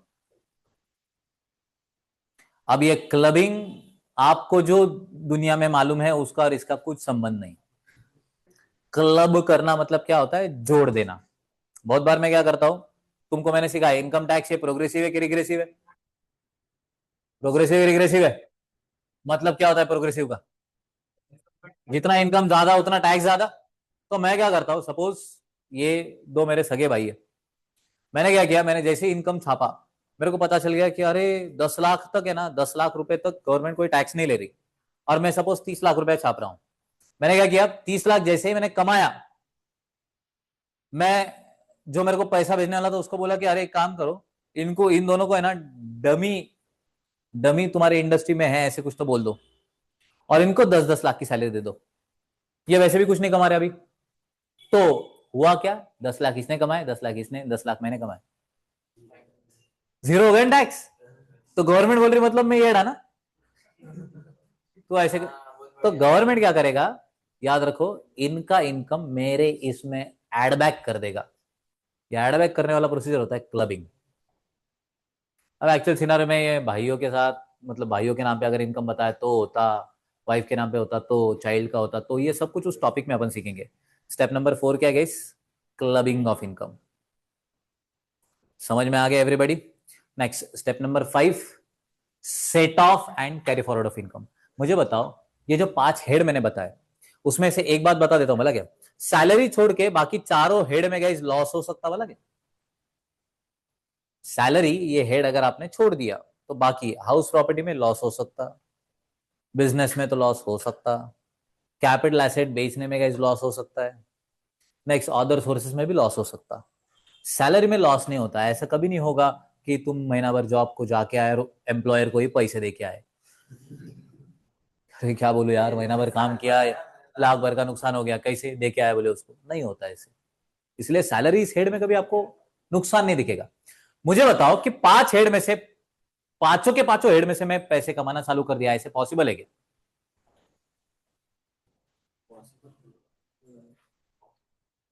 पॉसिबल है क्या रे? मैं कहीं पे जॉब कर रहा हूं, वहां से मेरी सैलरी आ रही, ठीक है, मेरे पास एक आधा घर है पड़ा हुआ, मैंने रेंट पे चढ़ा दिया, उसका रेंट आ रहा, मैं बिजनेस कर रहा हूं, ठीक है, ये बिजनेस क्या है, मैं तो सर्विस दे रहा हूं ना, तो मैं प्रोफेशन में हूं सपोज, हाँ मैं सिखा रहा हूं ना, वो सपोज मेरा बिजनेस एंड प्रोफेशन हो गया, मेरे पास कोई कैपिटल एसेट है, गोल्ड वगैरह रखा हुआ, मैंने बेच के वो पैसे कमा लिए, और मैं गए इस टीवी शो पे जाके कौन बनेगा करोड़पति में जीत के भी आया, अदर सोर्सेज भी आ गए मेरे। तो क्या ये सारा का सारा मेरे साथ एक साल में हो सकता है क्या? हो सकता सर। और हर एक हेड में मैं इनकम ही कमाऊं, ये कंपलसरी है क्या? लॉस भी तो हो सकता। तो हम ऐसा मानेंगे, सपोज मैं 2 हेड से इनकम कमा रहा हूं, एक सैलरी और एक पीजीबीपी। मेरा सैलरी से क्या 10 लाख का इनकम है, बट मेरे को बिजनेस में 4 लाख का घाटा हो गया। मैंने कितना कमाया इस साल में? 6 लाख। आपने क्या किया मालूम है क्या? 10 लाख का इनकम और 4 लाख का घाटा, 10 में से 4 गया, बचा 6, इसे बोलते हैं सेट ऑफ। सेट ऑफ करना किसे बोलते हैं, सबको समझा? वही अगर मैं उल्टा कर दूं ना, 10 लाख का लॉस और 4 लाख का इनकम, अब मुझे बताइए मैंने कितना कमाया? 6 लाख का लॉस है सर, कमाए तो कुछ नहीं, 6 लाख और गए, तो ये 6 लाख मैं नेक्स्ट ईयर के लिए लेके जाता हूं, उसे बोलते हैं कैरी फॉरवर्ड। ये सारे टॉपिक है बोला कि आपने, ये अपने को इन डेप्थ सीखना है, ये स्टेप वाइज में तो आपको सिखा रहा हूं, बट ये याद रखिए इतना छोटा मोटा नहीं है, बहुत अच्छे खासे डेप्थ में टॉपिक्स है ये। अब तक मैंने आपको कितने स्टेप्स बताए गए? 5, 5। हाँ आपने 6 लिखा है, मैंने कौन सा पॉइंट आपने लिखा है एक्स्ट्रा वो भी बताता हूँ। पॉइंट नंबर 1, एवरीबॉडी ध्यान दो, determination of residential status. Step number 2, classification of income under each head. 5 head आपने याद रखना। Next, computation of income under each head. बोलो, जितना बोलेंगे उतना लर्न होगा, याद रखो। Next step number 4, clubbing of income. Clubbing याद है ना? Excellent. Next, set off and carry forward of income. यहां तक आ गए? आपने जो लिखा स्टेप नंबर 3 के बाद एग्रीगेट, मतलब क्या, आपने सारे इसका टोटल मार दिया, वो समझने लायक ही बात। ऐसा 5 स्टेप हो गए अब तक। 6 नंबर का इन सब का टोटल कर लिया, मतलब एट दी एंड जो आएगा वो है आपका GTI, gross total income. Gross total income, उसमें से लेस होगा डिडक्शन, तो आएगा guys net total income. Gross में से डिडक्शन लेस तो क्या आ जाएगा? Net total income. किसी को कोई डाउट है इसमें? 8 स्टेप्स हो गए। पहला कौन सा रे? Residential status, determination of residential status. Determination याद रहेगा ना, डिटरमाइन करो भाई। पहला रेसिडेंशियल स्टेटस, दूसरा classification of income, next computation of income under each है, fourth clubbing of income, next set off and carry forward of income, next GTI. GTI का full form क्या है? Gross total income. उसमें से हम less क्या करेंगे? डिडक्शंस। तो क्या आएगा? NTI, net total income. बहुत बार गए जिसको खाली टोटल इनकम भी बोलते हैं, नेट टोटल इनकम भी बोलते हैं। यहां तक हम आ गए। उसके बाद स्टेप नंबर 9 है एप्लीकेशन ऑफ टैक्स रेट्स, ठीक है, या फिर टैक्स कंप्यूटेशन। वो देखो पीछे आपको चार्ट दिखाई दे रहा है क्या टैक्स रेट्स का? वो जो आधा फोल्ड हो गया ना, वो है। उसके ऊपर तो दिख रहा होगा ना टैक्स रेट्स। वो ऊपर वाला देखो, नंबर्स मत देखो, वो तो तुम लर्न करने के बाद तुमको ऑटोमेटिक दिखाई देना चालू हो जाएगा। एवरीबॉडी क्लियर है ना? तो ये टैक्स रेट अपने को अप्लाई करना पड़ेगा। समझ में आ गया? टैक्स रेट अप्लाई करने के बाद गाइस एवरीबॉडी, उसके बाद ये अपना स्टेप नंबर कौन सा था? 9। उसके बाद अगर एक सर्टन एक्सटेंड के आगे अपना इनकम चला गया, जैसे एवरीबॉडी तुमने क्या बोला? प्रोग्रेसिव नेचर है ना। एक खतरनाक एक चीज आ जाता है, वो है सरचार्ज। सरचार्ज एक सर्टन एक्सटेंड के आगे अगर आपका इनकम लग गया, मतलब क्या 50 लाख से आगे, 1 करोड़ से आगे, तो लगने वाला है सरचार्ज। या फिर रिबेट। रिबेट ये अपना फायदा है, सरचार्ज नुकसान है, रिबेट फायदा है। ये कब आता है वो भी अपन, मतलब इसके बाद वाली तुरंत टॉपिक में अपने को वो सीखना है, सरचार्ज और रिबेट। ये चार्ज हो गया, ये दोनों एक दूसरे के साथ कभी नहीं आते, याद रखना। एक तो सरचार्ज आता, नहीं तो रिबेट आता। याद रहेगा ना दिमाग में? ओके। वो चार्ज होने के बाद गाइस नेक्स्ट रहेगा सेज। सेज का फुल फॉर्म, मतलब सेज ये क्या है? टैक्स के ऊपर ही टैक्स है ये भी। हेल्थ एंड एजुकेशन सेज था ये, फिक्स है 4%, 4% फिक्स याद रखने का इधर दिमाग में। मैं जब आईडीटी में एक चीज सिखाऊंगा वहां पे मैं 10% बस सिखाऊंगा आपको, उधर इधर कंफ्यूजन करने का नहीं। इधर कितना है भाई सेज का? 4% फिक्स्ड। एवरीबॉडी एक बार वापिस से स्टेप, पहला residential status, classification of income, competition of income, clubbing of income, set off and carry forward, GTI, deduction, NTI, application of tax rates, बराबर है, सरचार्ज, रिबेट। उसके बाद आ रहा है सेज, बराबर है। उसमें से लेस होगा गाइस एडवांस टैक्स या फिर टीडीएस या फिर टीसीएस। टीसीएस तो चलो ठीक है, वो इग्नोर मार दो अभी के लिए। एडवांस टैक्स या फिर टीडीएस, ये दो चीजें लेस ही होती है। क्या होता है? ये लेस ही होगा। इसके बाद जो लास्ट बचेगा वो अगर अमाउंट पॉजिटिव है तो वो टैक्स पेएबल होता है, मेरे को भरने का है। अगर वही अमाउंट निगेटिव में आई तो वो टैक्स रिफंडेबल है, मेरे को टैक्स डिपार्टमेंट से ही लेना है। समझ में आया सबको एवरीबॉडी? 13 स्टेप्स, 13, 8 तक जाने दो, 9 से आगे बढ़ेंगे। 9वें नंबर की स्टेप क्या है भाई? Tax rates. नेक्स्ट वाला क्या है? सरचार्ज या फिर रैबिट नहीं, रिबेट। समझा? नेक्स्ट कौन सा है? Says, health and education says. इसके लिए लिया जाता था वो, टैक्स के ऊपर का टैक्स है 4%, शास्त्रस्थ थे। उसके बाद एडवांस टैक्स या फिर टीडीएस, ऐड होता कि लेस होता? हमेशा लेस होता। ये सब कुछ करने के बाद जो कुछ भी अमाउंट आएगी, अगर पॉजिटिव है तो क्या मैडम? Tax payable. अगर निगेटिव है तो क्या भाई? रिफंड। हो गए 13 स्टेप्स। पहला स्टेप नंबर 1 क्या है मेरे को बताओ? Determination of residential status. Step number 2 क्या है मेरे को बताओ? स्टेप नंबर 3 क्या है मुझे बताओ? Competition of income under each है। 4th step clubbing of income. Next, set off and carry forward. Next, GTI, उसमें से क्या लेस होगा? डिडक्शन। फिर क्या आएगा? NTI। यहां तक इनकम कंप्यूट हो गया। इसके बाद एप्लीकेशन ऑफ टैक्स रेट्स। उसके बाद सरचार्ज या फिर रिबेट। क्या सरचार्ज रिबेट एक दूसरे के साथ एक ही अस्सी के एक ही टाइप आ सकता है क्या? पॉसिबल नहीं। नेक्स्ट, सेज कितना परसेंट रहता है ये? 4%। नेक्स्ट, एडवांस टैक्स या फिर TDS, ये क्या होगा? हमेशा लेस होगा। और लास्ट, टैक्स पेएबल या फिर टैक्स रिफंडेबल। बस गाइस, इतना 13 स्टेप्स मतलब ही DT है और कुछ नहीं, इतना सा ही है। आज अपना DT खत्म, सिलेबस ओवर। एवरीबॉडी, प्रॉब्लम ये है, स्टेप नंबर 2 और 3, स्टेप नंबर 2 एंड 3, यही सीखने में अपने को एटलीस्ट 50 से 55 दिन लगने वाले हैं।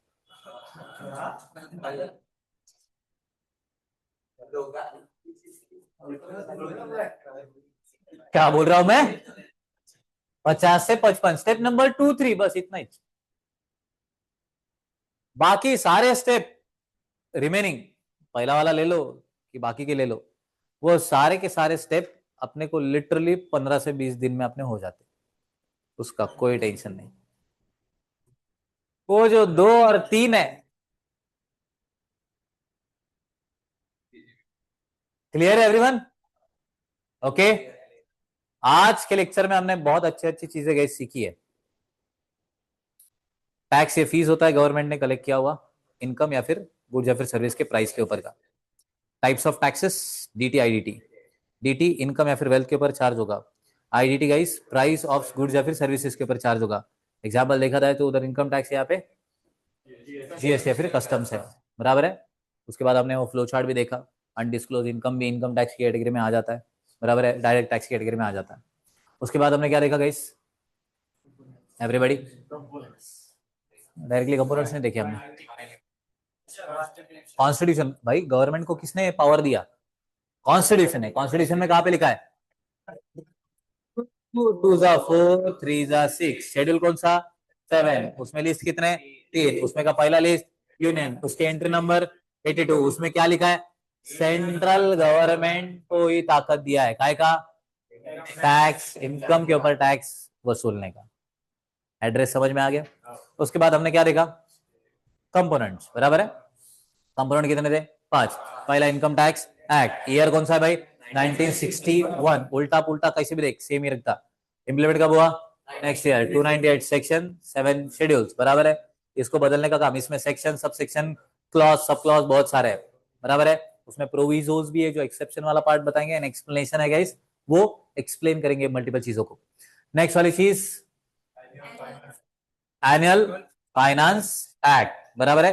ये हर साल अमेंड होगा। जो फाइनेंस मिनिस्टर है गाइस, वो ड्राफ्ट लेके दोनों हाउसेस से पास करा के राष्ट्रपति जी का साइन, तो बिल बन जाएगा एक्ट, वो है एनुअल फाइनेंस एक्ट। ये हर साल अमेंड होता है बजट के दौरान। थर्ड वाला component guys, income tax rules. जो एग्जीक्यूटिव्स है, लेजिस्लेचर लॉ बनाने का काम करेगा, एग्जीक्यूटिव इंप्लीमेंट करने का काम करेगा। एग्जीक्यूटिव यहाँ पे हमारे लिए CBDT है, CBDT, central board of direct taxes. वो गाइस उन्होंने जब इंप्लीमेंट करना चाहा तो बहुत सारे रूल, उनका कंपाइलेशन बना इनकम टैक्स रूल्स 1962। क्लियर है एवरीबॉडी? उसके बाद नेक्स्ट वाला कौन सा कंपोनेंट है? Notification and circular. सर्कुलर मतलब क्या गाइस? कोई भी डाउट है, कोई भी प्रॉब्लम है, तो उससे रिगार्डिंग क्लैरिफिकेशन देने के लिए सर्कुलर आ रहा है। नोटिफिकेशन मतलब क्या? कोई भी प्रोविजन अगर अब तक एप्लीकेबल नहीं है तो कब से एप्लीकेबल होंगे, ये बताने के लिए गाइस हमारे लिए नोटिफिकेशन आने वाला। नेक्स्ट वाला, legal decision of court. So court में अगर कोई केस गया, उन्होंने कोई जजमेंट वगैरह पास किया है, तो वो हमारे लिए क्या बन जाएगा? क्या बन जाएगा guys? Law of the land बन जाएगा। यहां तक किसी को कोई डाउट है? उसके बाद हमने क्या सीखा? 13 स्टेप्स नहीं, एक लाइन सीखा ना प्रीवियस ईयर, AYPY हमने सीख लिया ना, याद है ना? AYPY यही तो है, याद आया सब लोगों को? हमारे लिए AY कौन सा है? कौन सा चालू है? 25 26 आज 25 26 चालू है तो पीवाई कौन सा होगा? 24 25। याद रहेगा सब लोगों को? एवरीबॉडी। एग्जाम का भी मैंने एग्जाम्पल आपको दे दिया था।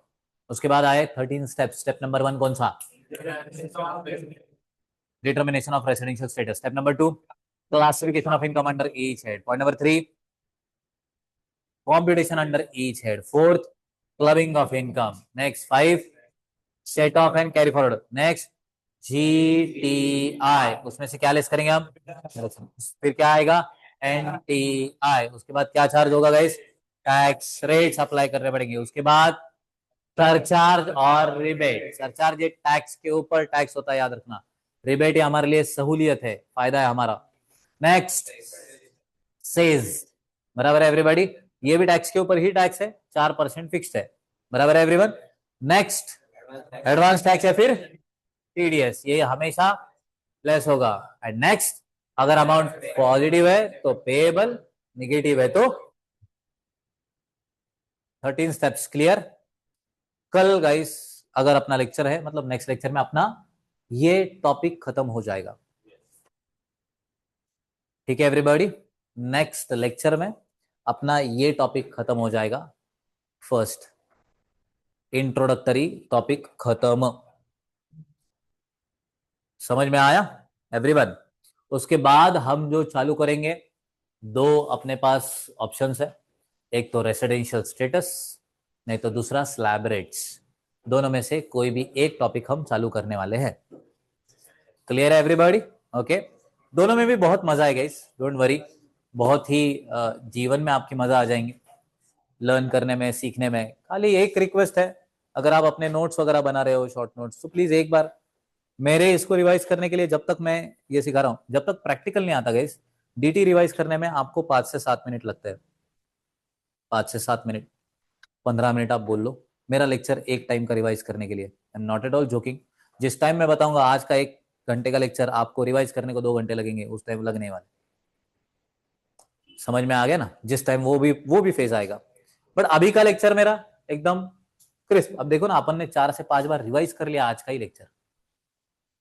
कल मैं कल का आज का लेक्चर पूछूंगा कंपाइल्ड। समझ में आ गया? जब ये अपना टॉपिक खत्म हो जाएगा तो अपना पूरा पहला टॉपिक पूरा रटा हुआ अपने पास होना चाहिए अंदर। First topic theory. क्लियर है ना? पूरा दिमाग में बैठ रहा है गाइस? किसी को कोई भी डाउट है? कल का आपका रिसर्च का कोई पॉइंट है क्या? क्या है? वहां से 1 अप्रैल से काय को चालू हो रहा? क्यों है ऐसा? और एक चीज ये भी आप ढूंढ के लाओ कि ये अपने जो ईयर है, जनवरी फरवरी मार्च से लेके दिसंबर, ये मतलब अपना मंथ, ये मंथ के नाम कहाँ से आए? पॉइंट नंबर 3, किसी के 31 दिन, किसी के 30, एक आधा भाई 28, वो बीच में छोड़ा 29। ये क्या चालू है? ऐसा क्यों हो रहा? ये 3 चीजें आपको कल ढूंढ के लानी है। लेट्स सी कितने बच्चे सीरियस है। ओके, चलिए चैलेंज है गाइस आपको। Online student, I really hope कि सब लोगों को समझा है। Okay, just give me a second.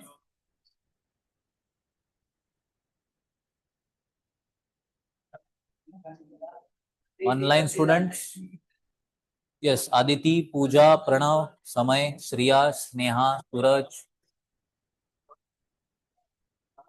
Uddhav, आपको भी सब कुछ समझ में आ गया? चैट बॉक्स में तुरंत यस लिख के भेजिए मुझे,